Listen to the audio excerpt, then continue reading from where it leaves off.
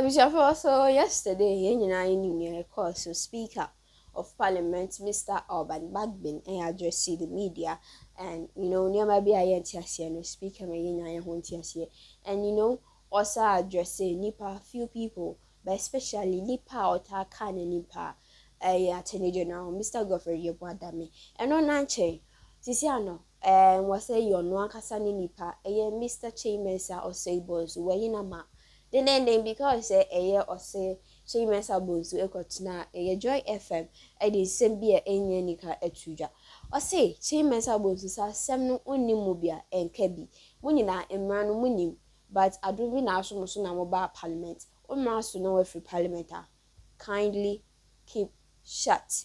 It is Siano, a year young has a papa speaker of parliament, Mr. Alban Bagbin say, a Kyei Mensah bozu, and for our number 2 same way because a same way already no on tiasie. The okay hand a bola goose, a bugos, uni point, Kawani 2, na ya tiasie no, yen kebi. Come on, you could change your moon and Marcia, Medasi. The first one is easy. It's a fresh instructions to the clerk to Parliament to resubmit the bill to the President. I'll leave it at that. The second one, please, it's not part of the duties of a speaker to decide where an MP should sit in Parliament. It's not my duty. That determination in Ghana's situation, in various parliaments, these things we are talking about, majority side, minority side, don't exist any longer.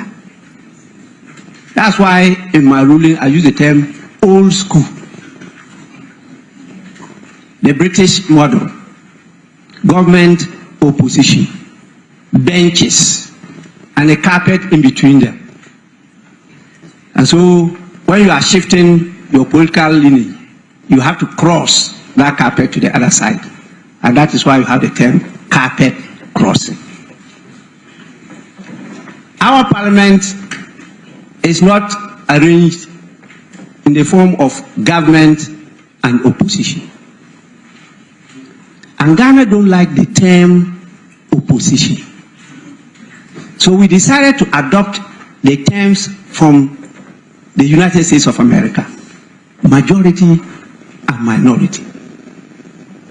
So you can even sit anywhere. But the numbers determine who is majority and who is minority. But in our parliament, the practice is for those who constitute majority to sit at the right side of the speaker. Behind this, as in the textbooks, the determination, therefore, in our situation, as to who constitute majority or minority, is a question of numbers. As to where they sit, is the determination first of the political parties who influence who should lead the caucus or party wing in Parliament. They, after various consultations, decide that these 5 people should occupy these positions in leadership. And so they are given the chairs in front. Then in consultation with them, the 5 leaders, they determine who should sit behind them.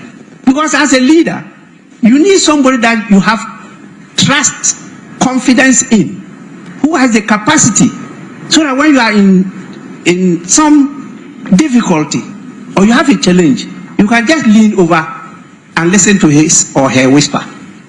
So you have a say as to who sits behind you. The speaker is not involved in this. The whips, particularly the chief whips, lead in trying to identify who should sit behind.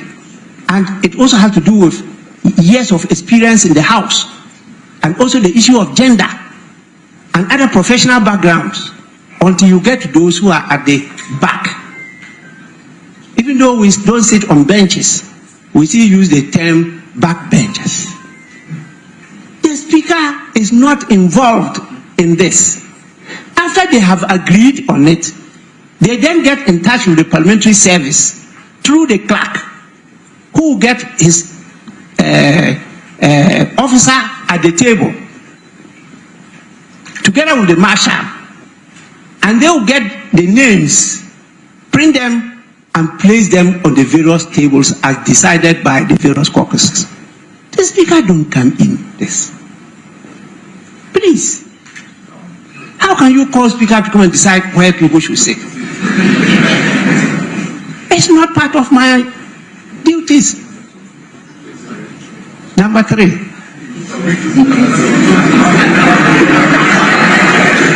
I will plead with you. Go and look at that letter. He's the Attorney General. He did his service in Parliament here. I was leader then, when he was doing his service here. Yes. So I know him very well before he became Attorney General. Read that letter carefully. And that's one of the things they are missing. There's vast difference between Parliament as an institution and the office of the Speaker. The Speaker is the party before the Supreme Court, not Parliament. So as Speaker, when the Attorney General is taking a different position from my position, I should still contract him as my counsel.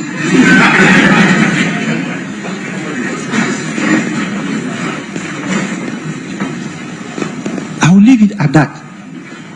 Because I'll meet the Attorney General and I'll tell him my peace of mind on some legal issues and pronouncements he made at the Supreme Court. You know, Attorney Generals must be respected as learned, but it should not be part of what Obama referred to. Not me. It will not work. Number 4.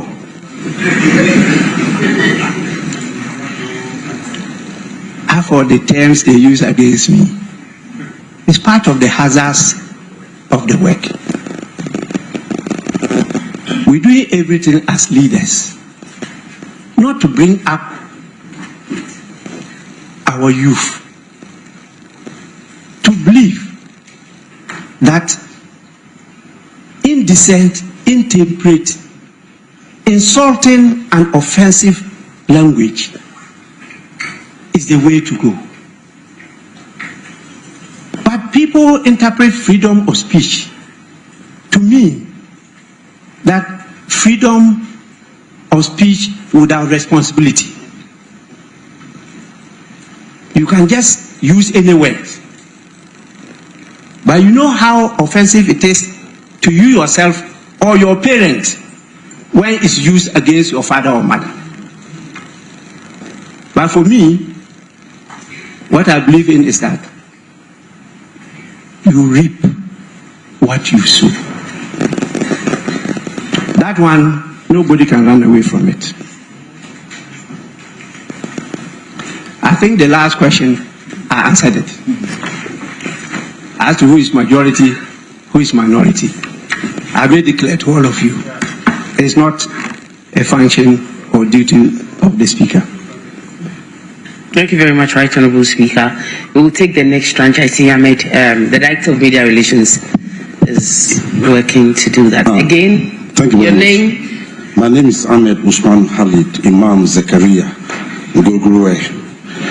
No, I have to plead the Constitution. Please, abet mine.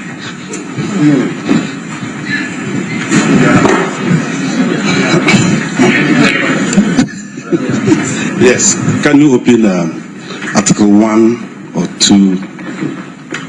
I just want to quote what the Chief Justice read in Supreme Court in the absence. My name is Ahmed Usman Khalid Imam Zakaria Gugwe. Oh, a freelance journalist, not from ABP headquarters, please. My school fees was paid by the speaker, so.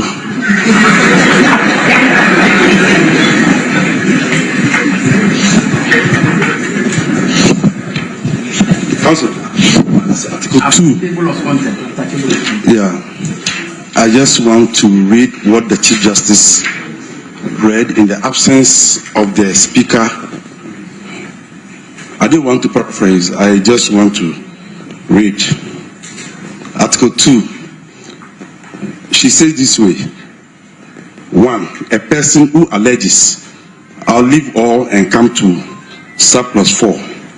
Failure to obey or carry out the term of an order or direction made or given under the clause 2 of the article in this constitution commits a high crime under this constitution, and shall, in the case of the president or the vice president, constitute a ground for removal from office under this constitution. Right Honorable Speaker, this was read before an open court, Supreme Court. And the Supreme Court was saying that it has instructed you to adhere to its orders. Failure is that she's going to apply Article 2, Clause 4 on you. That even the President or the Vice President, if they go contrary, or if they may refuse to, follow the order, they suffer this particular punishment. Right Honorable Speaker, have you gone contrary